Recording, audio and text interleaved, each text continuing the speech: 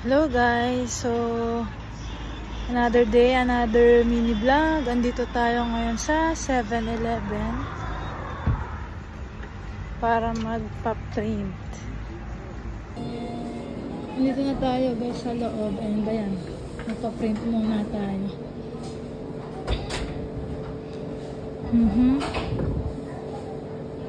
Oh, baka parang hindi pwedeng mag-print. Hala, i-translate muna natin to. Tumawag na tayo ng staff guys.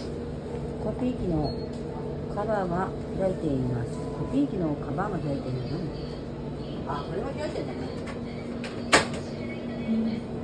大丈夫です。はい、ありがとうございます。Yun, okay na guys.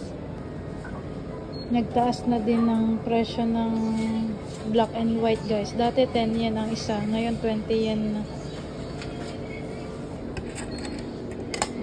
May natira pa ko guys, 30 yen. And eto nga pala yung mga pinaprint ko. Ayan.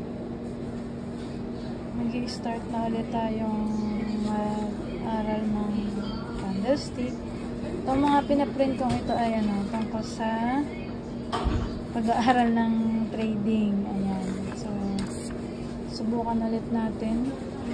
Dahil, ayan, gusto ko na nga ulit mag-aral ng masinsinan. So, sana matuto tayo.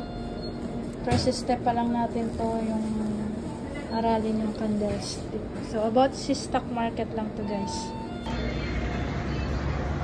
Tapos na tayong magpa-print guys. And ayun nga, sabi ko kanina, marami tayong, medyo marami-rami itong makapal-kapal.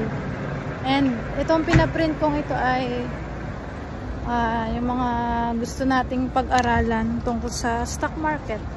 Mga basic pa lang naman siya. So dahil hindi nga tayo ganong kagalingan, mas magandang i-print natin para araw-araw nakikita natin yan. Dahil ayun nga guys, gusto ko nga ulit matuto kung paano ba makasurvive sa larangan ng pag-stock market.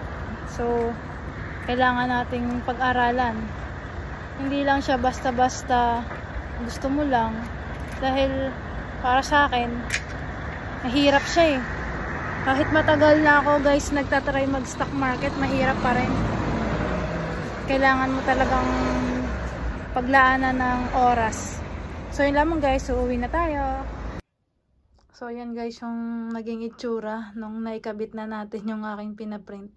Tamang-tama lang yan dito sa sa study table para nakaharap sa akin. May kikita ko kagad. So, ganyan muna ang setup niya guys.